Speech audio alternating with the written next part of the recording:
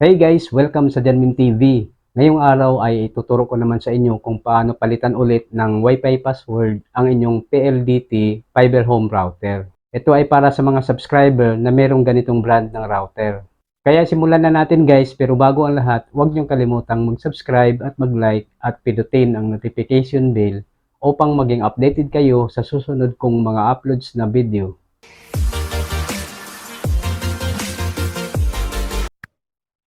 So ganito yan guys, bago tayo magsimula, kailangan nakakonect na kayo sa inyong Wi-Fi router. At kung connected na kayo, ang unang gagawin natin ay mag-open ng internet browser. Kahit anong internet browser ay pwede niyong gamitin. So itap lang natin itong Chrome. Then pag nag-open na siya, i-type lang natin dito sa address bar yung IP address ng PLDT router, itong https://192.168.1.1.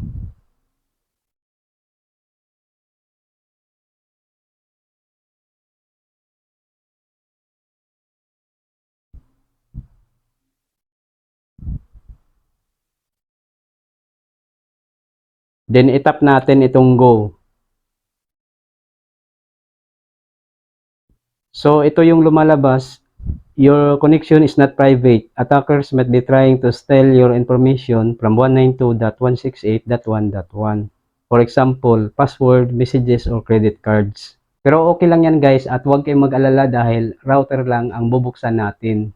Kaya itap lang natin itong advance na makikita natin dito sa baba.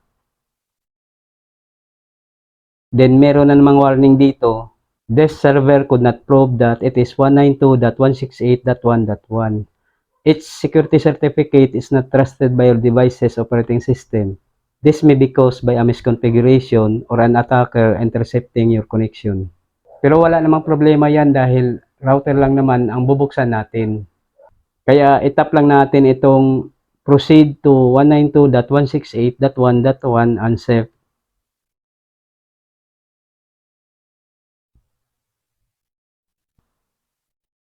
So ayan guys, ito na yung login interface ng router. At dito sa username, ang i-type natin ay admin.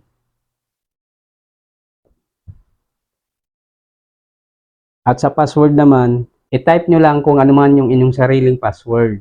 Dahil kung nakapagpalit na kayo ng password dati, ay hindi nagagana yung kanyang default password na 1234.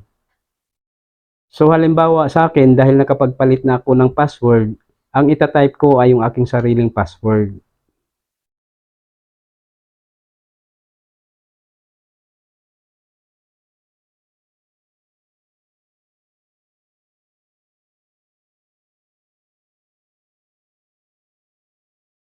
Then itap natin itong login.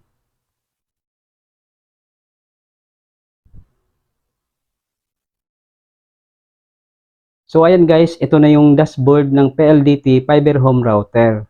Then para mapalitan natin siya ulit ng Wi-Fi name at Wi-Fi password, ay itap lang natin itong network. Then dito guys, pwede na natin siyang palitan ng Wi-Fi name at Wi-Fi password. Unahin natin itong 2.4G Wi-Fi network. Itap lang natin itong advance.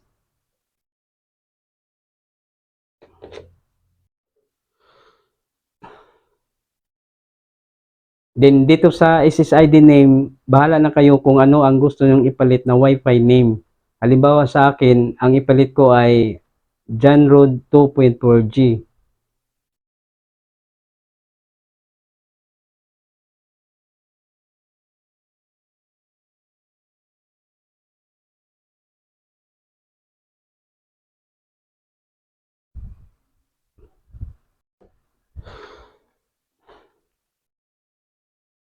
Then dito naman sa password, bahala na kayo kung ano ang gusto nyong ipalit na Wi-Fi password. Basta ito ay hindi bababa sa 12 character at merong combination ng uppercase, lowercase, special character at number.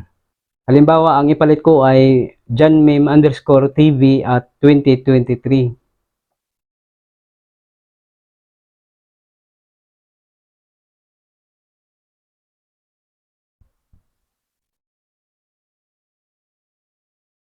Then pagkatapos, itap natin itong apply.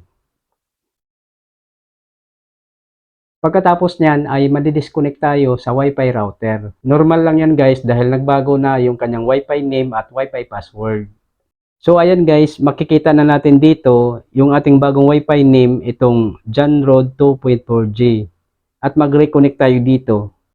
I-tap lang natin yan. Then i-type natin yung kanyang bagong Wi-Fi password.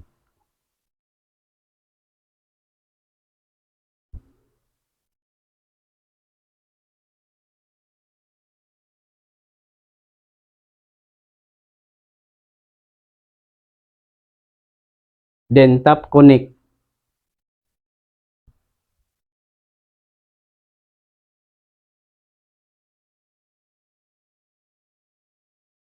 Ayan, connected na tayo. Then mag-login ulit tayo sa router para mapalitan natin ng Wi-Fi password yung 5G Wi-Fi network. So dito sa username, ang i-type natin ay admin.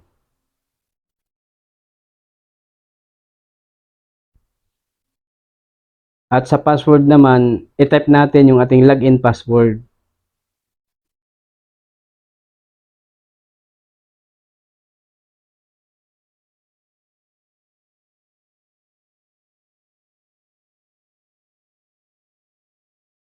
Then tap login.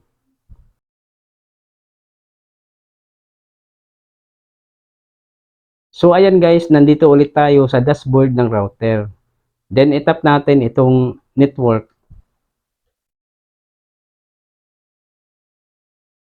At para mapalitan natin ng password yung kanyang 5G Wi-Fi network, ay i-tap lang natin itong 5G Advance.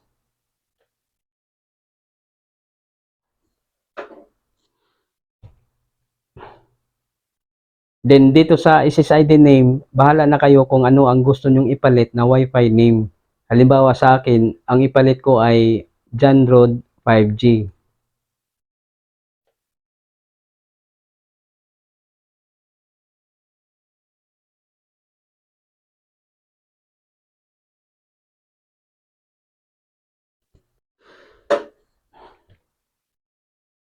Then dito naman sa password, bahala na rin kayo kung ano ang gusto nyong ipalit na Wi-Fi password.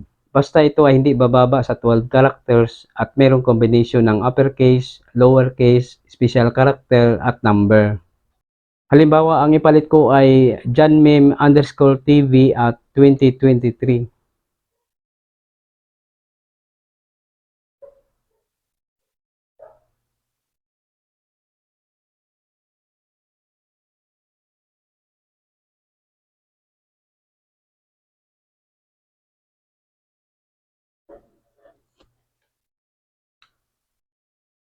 So ayan guys, napalitan na natin ulit ng Wi-Fi name at Wi-Fi password yung ating PLDT Fiber Home Router. Hanggang dito na lang muna at sana ay nakatulong sa inyo ang video na ito. Ako po si Rodolfo Membreve Jr. at huwag niyong kalimutang mag-subscribe at mag-like at pindutin ang notification bell upang maging updated kayo sa susunod kong mga uploads na video. Bye!